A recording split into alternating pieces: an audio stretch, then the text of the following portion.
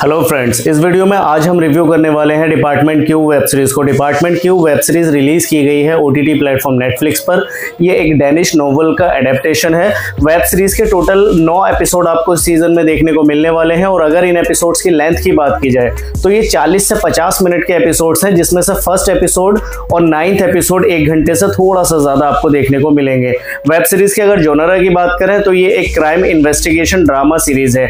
कैसी है ये वेब सीरीज, ये आपको कितना एंटरटेन कर पाएगी और क्या वाकई आपको ये देखनी चाहिए, आइए बात करते हैं इस वीडियो में। आइए एक नजर डालते हैं वेब सीरीज की स्टोरी पर। ये वेब सीरीज हमें दिखाती है कि डिटेक्टिव कार्ल मॉग और उनके फ्रेंड हार्डी पर जानलेवा हमला होता है और इस हमले की रिकवरी के बाद जब डिटेक्टिव कार्ल मॉग अपनी ड्यूटी को रीजॉइन करते हैं तो उन्हें एक नए डिपार्टमेंट का हिस्सा बना दिया जाता है और उस डिपार्टमेंट को नाम दिया जाता है डिपार्टमेंट क्यू। डिपार्टमेंट क्यू का काम होता है सालों से पड़े पेंडिंग केसेस को सुलझाना। डिपार्टमेंट क्यू में डिटेक्टिव कार्ल को ज्वाइन करते हैं अकरम और फिर रोज, और ये तीनों लोग एक ऐसे केस पे काम करते हैं जिसमें एक प्रोसिक्यूटर 4 साल से गायब है। वो अचानक से गायब हो गई थी। किसने उस प्रोसिक्यूटर को गायब किया है, क्या वो अभी भी जिंदा है, कैसे ये लोग उसकी इन्वेस्टिगेशन करते हैं और कहां तक जाती है इनकी इन्वेस्टिगेशन, इन्हीं सारे सवालों के जवाब देते हुए नजर आती है डिपार्टमेंट क्यू वेब सीरीज। तो ये तो थी डिपार्टमेंट क्यू वेब सीरीज की स्टोरी को अगर एनालाइज किया जाए तो स्टोरी काफी इंटरेस्टिंग है और इसका प्रेजेंटेशन भी उस तरह का है जो ऑडियंस को पहले ही एपिसोड से हुक करने में कामयाब हो पाती है।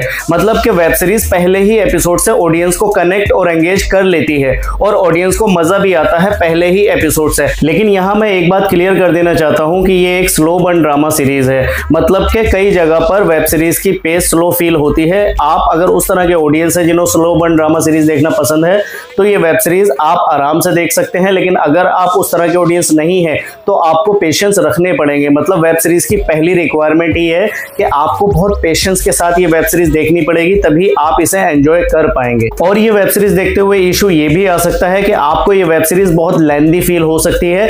कई जगह पर बहुत लंबे लंबे कन्वर्सेशंस भी देखने को मिलते हैं, तो आपको उन चीजों के साथ कॉप अप करना पड़ेगा। और अगर आप इन चीजों के साथ कॉप अप कर सकते हैं तो आप 100% इस वेब सीरीज को एंजॉय करने वाले हैं।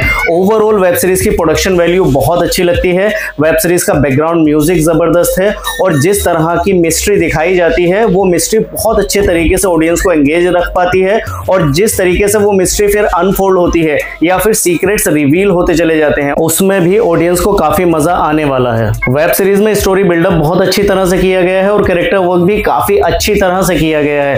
कैरेक्टर्स की बॉन्डिंग देखने में मजा आता है। खास तौर से डिटेक्टिव कार्ल और अकरम की बॉन्डिंग बहुत अच्छी लगती है, उन्हें देखना अच्छा लगता है। ओवरऑल कैरेक्टर वर्क काफी अच्छा है। और अगर एक्टर्स की एक्टिंग परफॉर्मेंसेस की बात की जाए तो सारे ही एक्टर्स ने बहुत अच्छा काम किया है। वेब सीरीज की हिंदी डबिंग की क्वालिटी भी अच्छी है, डायलॉग्स भी काफी अच्छे लगते हैं। फाइनली मैं यही कहूंगा कि ये एक good to go web series है जो आपको एक अच्छी एंटरटेनमेंट वैल्यू ऑफर करने वाली है। बस आपको अपनी एक्सपेक्टेशंस थोड़ी सी लिमिटेड रखनी पड़ेंगी और कुछ चीजों से कॉम्प्रोमाइज करना पड़ेगा, जैसे कि वेब सीरीज की लेंथ या इसका पेस। अगर आप ये कर सकते हैं तो आप 100% ये वेब सीरीज एंजॉय करने वाले हैं। वेब सीरीज के लिए मेरी रेटिंग होने वाली है 3.5 आउट ऑफ 5। ये था मेरा review department Q web series को लेकर। रिव्यू आपको कैसा लगा आप कमेंट करके बता सकते हैं, या अगर आप ये वेब सीरीज देख चुके हैं तो वेब सीरीज आपको कैसी लगी आप कमेंट करके बता सकते हैं। मिलता हूं आपसे किसी और रिव्यू में, तब तक अपना ख्याल रखें, बाय।